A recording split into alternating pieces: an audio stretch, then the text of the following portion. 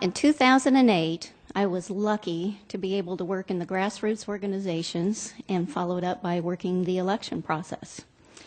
Immediately after I was involved with these, I was recruited to work in the clerk's office. And during the 13 months that I was there, I loved the people I worked with, I loved the people I served, and I became enamored with what the office stood for. And I couldn't help it. I also saw its potential. After 36 years of the same Republican leaders, it's become a little comfortable, just a little like those old shoes that you have that get worn out, get holes. You wonder why your feet start to hurt.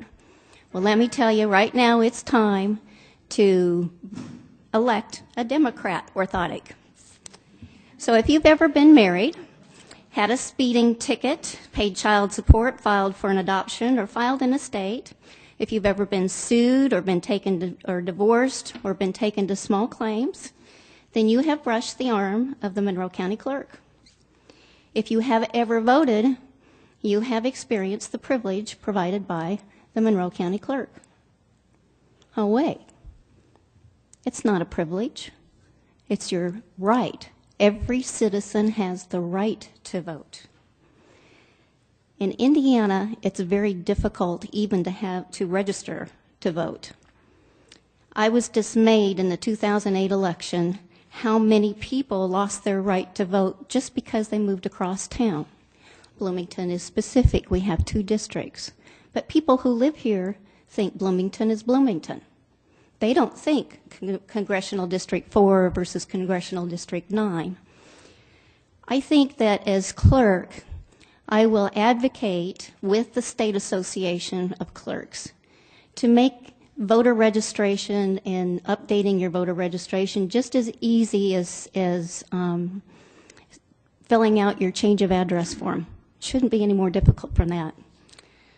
As clerk, I will also ensure that we have efficient and organized elections and make you feel secure that your vote is counted the way you intended for it to. You should know that I favor a new paper ballot system that's optically read, it's counted, and it's easily audited. And you should also know that voting is the only place I want more paper in the office. When you visit the clerk's office, I don't know if you help it notice, there's paper in volumes from the floor to the ceiling, wall to wall, and we've even made aisles from the paper. Every time I looked for the document, I had to run my fingers through these old, delicate pages. If I had to make a copy, I took that volume, turned it upside down on the copier, and prayed that the binding didn't break.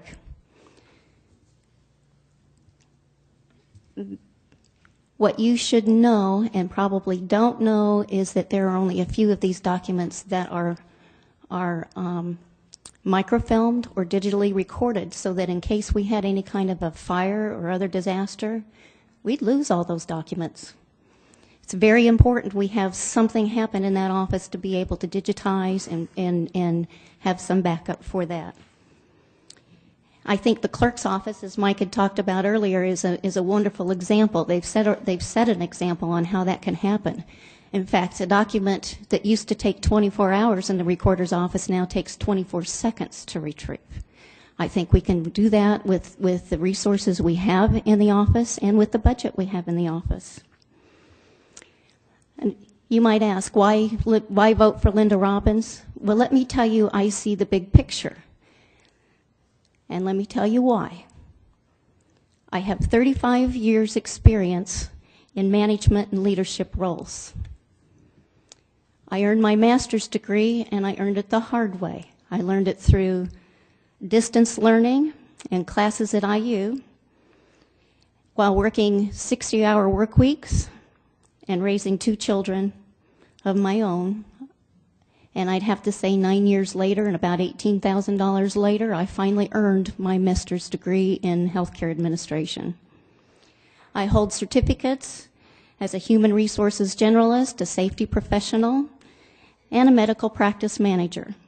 I've developed and implemented budgets and fiscal controls and seen companies through technical upgrades and conversions. And I love this community. I hope you vote for me May 4th, and thank you very much.